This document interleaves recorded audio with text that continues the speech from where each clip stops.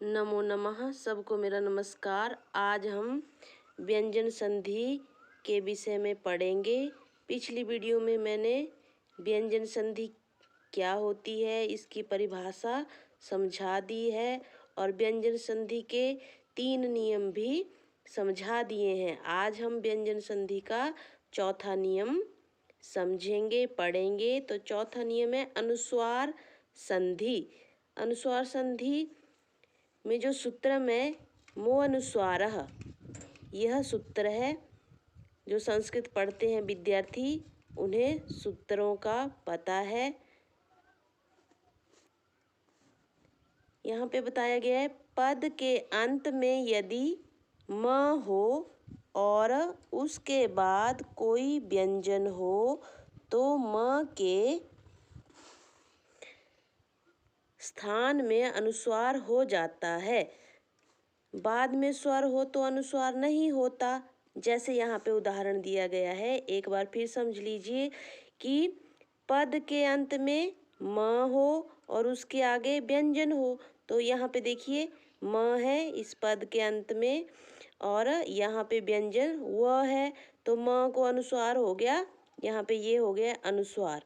यहाँ हरी के ऊपर ये जो बिंदी जैसी लगी है इसको अनुस्वार कहेंगे। तो हरीम जमा बंदे, तो इसकी संधि हुई हरीम बंदे। यदि यहाँ पे कोई स्वर होता तो अनुस्वार नहीं होना था, तब म का म ही रहेगा। हरीम जमा बंदे अनुस्वार संधि का यह उदाहरण है। आगे सम जमा योगः। अब सम जो ये पद है इसके अंत में भी म है, तो म के आगे यहाँ पे देखिए म के आगे य व्यंजन है, तो यहाँ पे म को अनुस्वार हो गया, म चला गया, स के ऊपर बन गया संयोगः। इस तरह से आप इसको अच्छी तरह समझ गए होंगे। हरीम जमा वंदे, हरीम बंदे, इसकी संधि इस तरह से लिखेंगे। सम जमा योगः संयोगः। आगे प्रश्न नंबर 5।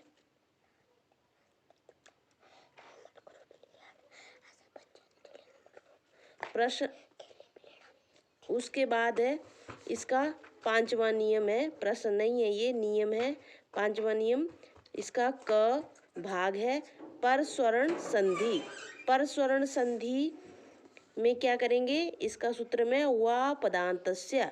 पूर्व अनुस्वार से परे वर्ग का कोई भी अक्षर हो तो अनुस्वार को विकल्प से परस्वरण हो जाता है। विकल्प का अर्थ होता है कि एक जगह होता है, एक जगह नहीं होता है। परस्वरण का अर्थ है उसी अक्षर का 5वां अक्षर हो जाता है। जैसे उदाहरण दिया गया है कवर्ग में। कवर्ग में देखिए कवर्ग में आया क ख ग घ ङ।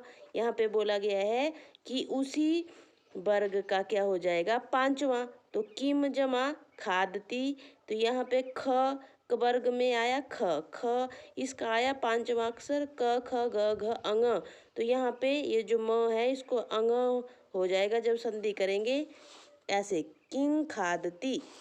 आगे हमारे पास है च वर्ग में किम जमा च, जब पूर्व अनुस्वार के बाद में च आए तो यहाँ पे च वर्ग का 5वां हो जाएगा अनुस्वार के स्थान पर।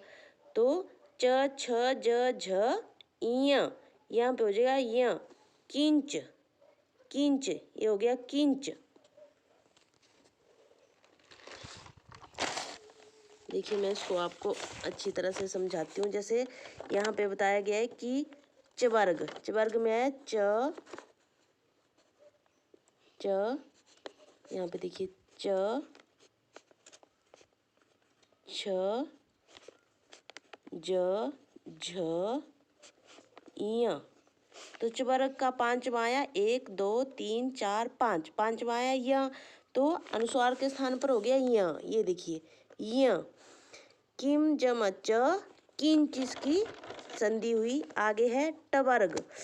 किम जमा ढोंक से, तो ढ ट ठ ड ढ ण, तो यहाँ पे ये जो अनुस्वार है इसको हो जाएगा ण, तो यहाँ पे बन गया किन ढोंक से। आगे अन्नम जमा ददाती, तो त वर्ग का पांचवा, त थ द ध न, अन्नन ददाती, अन्नन ददाती। जो अनुस्वार था यहाँ पे जब संधि करेंगे तो इसको हो जाएगा अन्नन ददाती। आगे अन्नम जमा पचामी, तो यहाँ पे जो अनुस्वार है तो उसको भी वर्ग का पांचवा, प फ ब भ म, अन्नम पचामी। ये देखिए अन्नम पचामी। ये नियम आपको याद करने पड़ेंगे, तभी आपको अच्छी तरह समझाएगा। आगे है इसका ख, अनुस्वार को परस्वरण। अनुस्वार को क्या हो जाएगा? परस्वरण। पदांत रहित म के बाद वर्ग के प्रथम, द्वितीय, तृतीय, चतुर्थ तथा य र ल व में से कोई भी वर्ण हो तो म को परस्वरण हो जाता है। जैसे उदाहरण दिया हुआ है साम जमा तह, साम जमा तह, तो यहाँ ये जो है तवर्ग का पांचवा अक्षर न है तो क्या बन जाएगा? म को न, शांतः। क्या बन जाएगा? शांतः। आगे अम जमा क, तो म इसका जो यहाँ पे म है इसको क वर्ग का पांचवा, म को हो जाएगा पांचवा अंकः। यहाँ पे कुम जमा ठित, तो ठ का पांचवा, ट ठ ढ ढ ण, कुंठितः। इसको फिर समझ लीजिए कि अनुस्वार को परस्वरण हो जाता है। ये जो म है इसको क्या हो जाएगा? पांचवा। यदि कब होगा? जब पदांत रहित म के बाद वर्ग के प्रथम, द्वितीय, तृतीय, चतुर्थ तथा य र ल व में से कोई भी वर्ण हो तो म को परस्वरण हो जाता है। आगे है, ये समझा दिया मैंने, साम जमत शांता, अम जमक अंकः, कुम जमठितः, कुंठितः।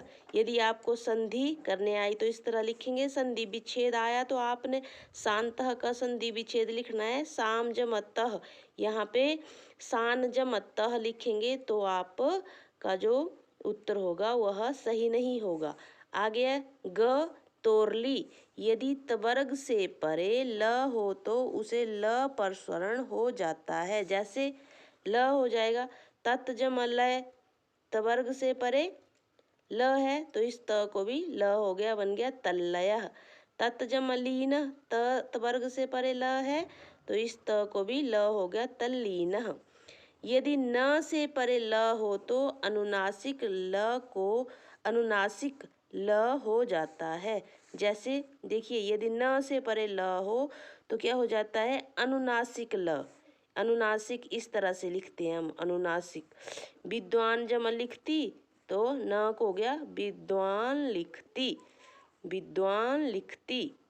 ये जो न था हलंत है तो ल भी हलंत ही होगा। यहाँ पे ल इसलिए अधूरा लिखा है। और साथ में बोले अनुनासिक, अनुनासिक जब लिखते हैं तो ये चंद्र बिंदी लगाते हैं। आगे अनुनासिक संधि, इसका सूत्र में नश्छव्य प्रशान। यदि पद के अंत में न हो और उसके आगे च छ ट ठ तथा त थ में से कोई वर्ण हो तो न के स्थान में अनुनासिक या अनुस्वार च छ परे रहने पर स, च छ परे रहने पर श, और ट ठ परे हो रहने पर क्या हो जाता है?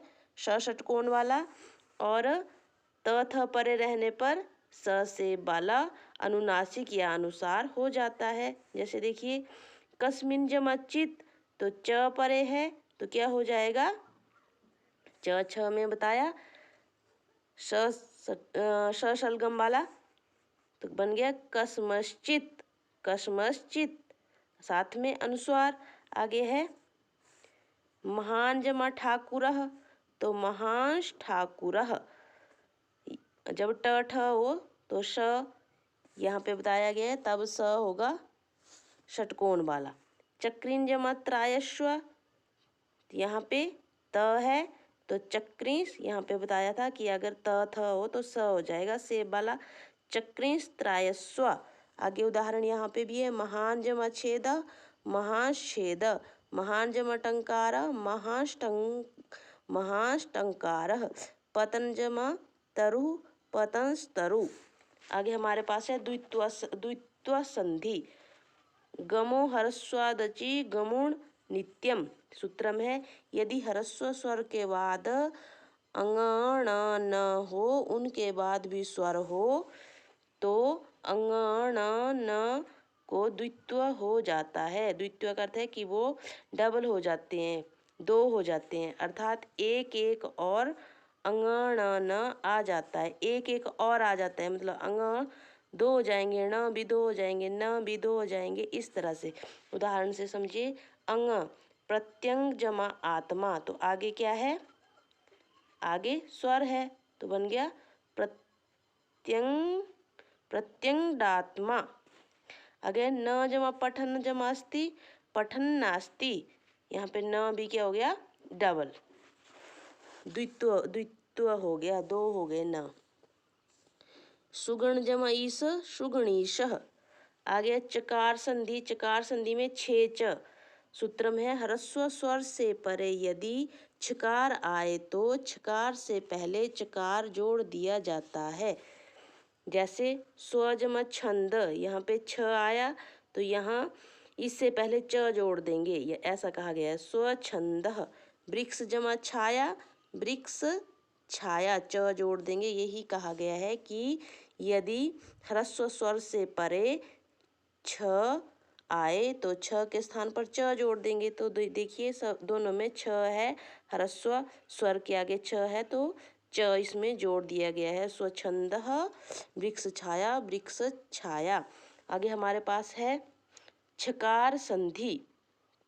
यहाँ पे चकार संधि थी, छे च सूत्रम। छकार संधि सछो अटी।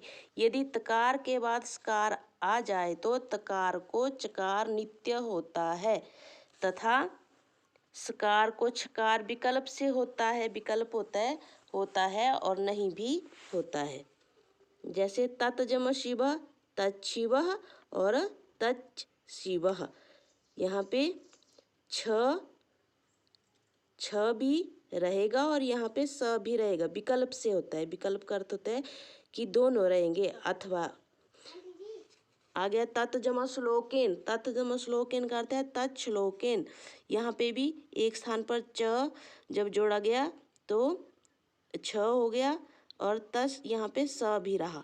कहा गया है कि चकार नित्य होता है तथा स्कार को छकार विकल्प से होता है। आगे रेफ लोप संधि, इसका सूत्र में रोरी। यदि रेफ र से परे रेफ र हो तो एक र का लोप हो जाता है, एक र लुप्त हो जाता है, गायब हो जाता है तथा पूर्व स्वर को दीर्घ हो जाता है। उदाहरण है पुनर्जमा रमते, तो यहाँ पे एक र का लोप हो जाएगा और दीर्घ हो जाएगा, बन गया पुनरमते। साधु जमा रमते, तो यहाँ पे भी साधु, यहाँ पे विसर्गों को स जुसो रू और फिर यहाँ पे र भी हुआ, तभी तो ब्रैकेट में यहाँ पे लिखा है साधुर। तो यहाँ पे एक र का लोप हो जाएगा और मात्रा दीर्घ हो जाएगी, साधु रमते। निर्जम रोग, एक र का लोप हो गया, बन गया निरोग। इस तरह से आप इस संधि को समझिए। यदि आपको कहीं समझ ना आया हो तो आप मुझे कमेंट करके बताएं। धन्यवाद तथा चैनल को सब्सक्राइब अवश्य करें।